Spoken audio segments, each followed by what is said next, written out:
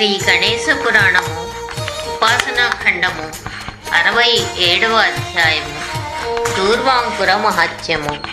భర్త ఆజ్ఞను అనుసరించి ఆశ్రయ దూర్వాంకురం చేతపూని మహేంద్రుని సన్నిధానమునకు వెళ్ళి జయవాచకములు పలికి, మహేంద్ర, ఈ దూర్వాంకురమునకు సరితూగే బంగారం యాచించడానికి భర్త ఆజ్ఞ మేరకు నీ దగ్గరకు వచ్చాను. అంతకు మించి హెచ్చుగాని తక్కువగాని నాకు వలదు అని చెప్పింది. ఇంద్రుడు తక్షణమే దూతల్నిచ్చి ఆమెను కుబేరుని దగ్గరకు పంపాడు. దూతలు ఆశ్రయను కుబేరుని వద్దకు తీసుకుని వెళ్ళి, వైశ్రవణ, మేము మహేంద్రుని ఆజ్ఞ ప్రకారం ఇక్కడకు వచ్చాము. ఈమెకు తన వద్దనున్న తృణ ప్రమాణపు బంగారం ఇచ్చి పంపు. ఇది మా ప్రభువుల ఆజ్ఞ. అంతకంటే హెచ్చుగాని తక్కువగాని ఆమె స్వీకరించదు అని మహేంద్రుడు నీకు చెప్పమన్నాడు అని విన్నవించాడు. కుబేరుడు వెంటనే స్వర్ణకారుని వద్ద నుండి బంగారం తూచే చిన్న త్రాసు తెప్పించి, త్రాసులో ఒక పక్క దూర్వాంకురం ఉంచి రెండో పళ్ళెంలో ఒక చిన్న బంగారం ముక్క వేసి తూచాడు.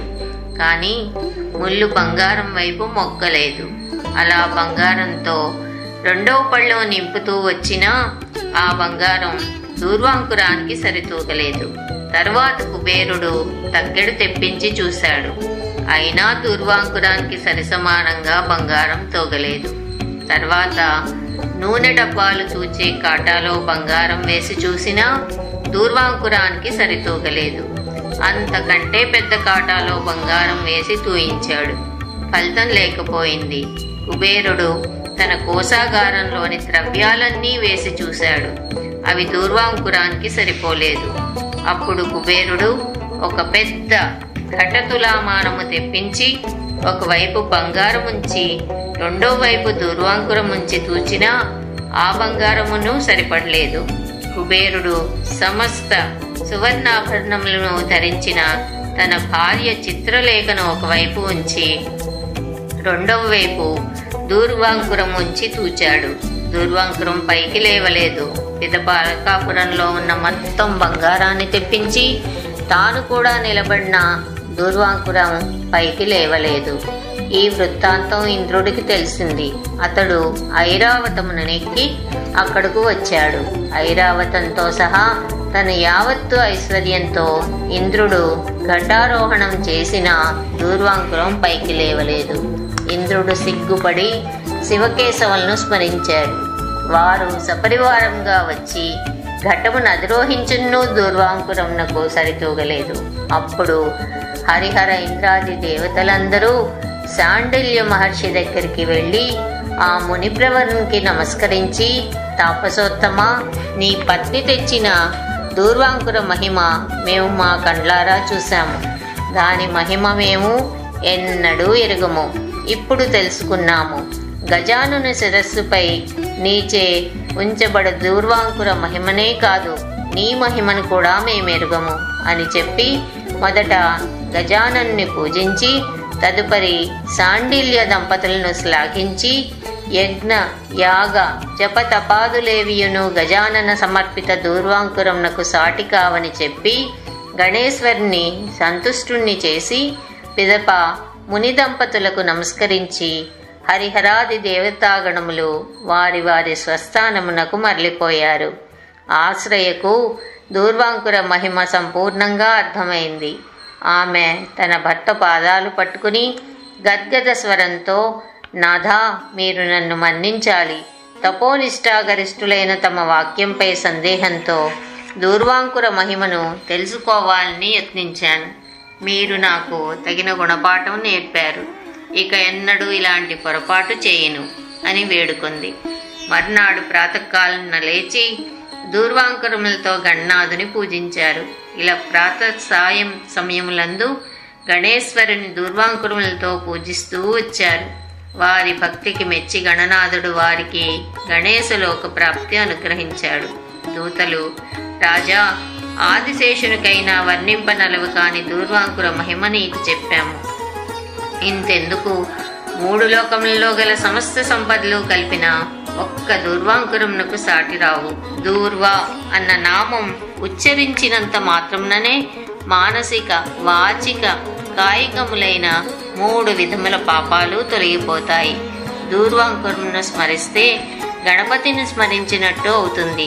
దాని శ్రవణ, కీర్తన, ధ్యానాదుల వలన భుక్తి, ముక్తి 2 కలుగుతాయి. అందువల్లనే గాడిదకు, ఎద్దుకు, చాండాలికి సద్గతులు కలిగాయి. గార్ధవ వృషభముల నోటి నుంచి వచ్చి దూర్వాంకురములు గణేశ విగ్రహంపై పడ్డాయి. చాండాలి చలిమంటకు ఏరి తెచ్చుకున్న దూర్వాలలో ఒకటి గాలికెగిరి వచ్చి గణపతి విగ్రహంపై పడింది. దూర్వాంకురములు గణపతి మిక్కిలి ప్రీతికరములు కాబట్టి వాళ్ల ముగ్గురి పాపాలు పోగొట్టి గణపతి వాళ్లను తన స్థానానికి చేర్చాడు. దూర్వార గంధ మాత్రమున గణపతి సంతోషిస్తాడు అని చెప్పారు. దూర్వాంకుర మహిమను విని మునులు దూర్వాంకురములను తెచ్చి గణేశుని పూజించారు. సేవకులు కూడా విఘ్నేశ్వరుని దూర్వాంకురములతో పూజించారు. వారందరూ రవి తేజస్సుతో సమానమైన తేజస్సు పొంది దివ్య విమానాలపై వినాయక లోకం చేరుకున్నారు. ఆ సమయంలో నగరవాసులు ఆ మహోత్సవం తిలకించి ఆనంద పరవశులై ఒక్కొక్కరు 21 దూర్వాలతో వేర్వేరుగా గణేశుని పూజించి ఇహమందు సర్వ భోగాలు అనుభవించి చివరకు గణేశ స్థానం చేరుకున్నారు. వారి యొక్క పుణ్యఫలం చేత నేల కొరిగిన ఇంద్రుని విమానం పైకి ఎగిరింది. ఇలా ఇంద్రుడు శూరసేన మహారాజుకు దూర్వాంకుర మహత్యం విశదపరిచి ప్రతి గణేశ భక్తుడు విధిగా స్వామిని దూర్వాంకురములతో పూజించాలని, అలా చేయకపోతే వాడు చండాలుడై అనేక నరకబాధలు అనుభవిస్తాడని, అట్లు పూజ చేయని వాని ముఖం చూస్తే పాపాలు అంటుకుంటాయని, దూర్వాంకురాలు విశేషంగా లభించకపోతే కనీసం ఒక్క దూర్వాంకురమైన గణపతి శిరస్సున భక్తి శ్రద్ధలతో ఉంచాలని చెప్పాడు. 67వ అధ్యాయం సమాప్తం.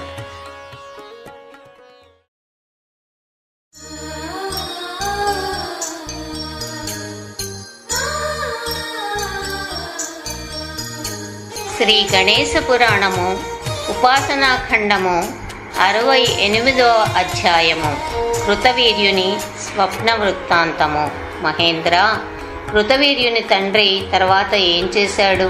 దయచేసి వివరంగా చెప్పు అని శూరసేన మహారాజు మహేంద్రుని కోరాడు.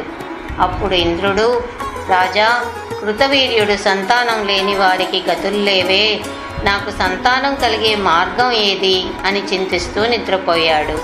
అతనికి కల వచ్చి అందు తన తండ్రి కనబడి అతన్ని ఆలింగనం చేసుకుని తన తొడపై కూర్చోపెట్టుకుని, కుమారా, పుత్ర సంతతి కోసం నువ్వు ఎంత పరితపిస్తున్నావో నేను తెలుసుకున్నాను.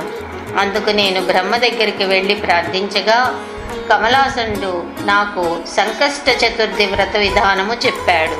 బ్రహ్మ చెప్పిందంతా నేను గ్రంథస్థం చేశాను.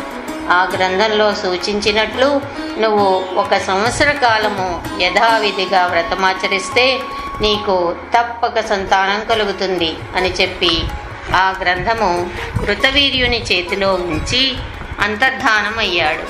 అంతలో కృతవీర్యుడికి మెలకువ వచ్చింది. అతని చేతిలో గ్రంథం ఉంది. అతనికి సంతోషం, దుఃఖం ఒకేసారి పెళ్ళువికాయి. ఇంతలో అతని మంత్రులు రాజదర్శనానికి వచ్చి విహ్వలుడై ఉన్న రాజును ఉద్దేశించి, మహారాజా, మీరెందుకు విచారంగా ఉన్నారు? మీ స్థితి చూస్తూ ఉంటే మాకును దుఃఖం కలుగుతోంది. దయచేసి అసలు విషయం చెప్పండి అని రాజును అడిగారు. కృతవీర్యుడు తన స్వప్న వృత్తాంతం మంత్రులకు చెప్పాడు. అంత మంత్రులు, రాజా, నీ స్వప్న వృత్తాంతం యథార్థమని చెప్పడానికి నీ చేతనున్న ఈ గ్రంథమే ప్రత్యక్ష సాక్ష్యము. ఇది బాగా విచారిస్తే విఘ్నేశ్వరుడే నీ తండ్రి రూపమున నీకు స్వప్న దర్శనమిచ్చి నీకు సంతానం కలిగే మార్గోపాయం సూచించినట్లు మాకు తోస్తోంది అని విన్నవించాడు. కృతవీర్యుడు లేచి కాల్యాలు, అహ్నికాలు ముగించుకొని సభాస్థలికి వచ్చి అక్కడకు బ్రాహ్మణ పండితులను రప్పించి వారి చేతికి ఆ గ్రంథమునిచ్చి, పండితోత్తములారా, మీరు ఈ గ్రంథంను క్షుణ్ణంగా పరిశీలించి ఆ గ్రంథంలో ఏముందో నాకు వివరంగా చెప్పండి అని కోరారు. పండితుల గ్రంథమును ఆమూలాగ్రం పరిశీలించి, రాజా, ఇందు కమలాసన కృతవీర్య సంవాదం లెస్సగా చెప్పబడి ఉంది. సర్వ సంకష్టహర చతుర్థి విధానము, అంగారక చతుర్థి మహిమ, చంద్రోదయ కాలమున చేయవలసిన అర్ఘ్య ప్రదాన విధి ఈ గ్రంథంలో పూర్తిగా వివరించబడి ఉంది. 21 బ్రాహ్మణులకు భోజనము, సత్కారము, వారికి ఇవ్వవలసిన దానములు, దూర్వార సమర్పణము వలన విశేషించి శ్వేత దూర్వార సమర్పణ ఫలము వేర్వేరుగా పేర్కొనబడి ఉన్నాయి. రాజా, నీ అదృష్టం వలన నీకిది లభ్యమైంది.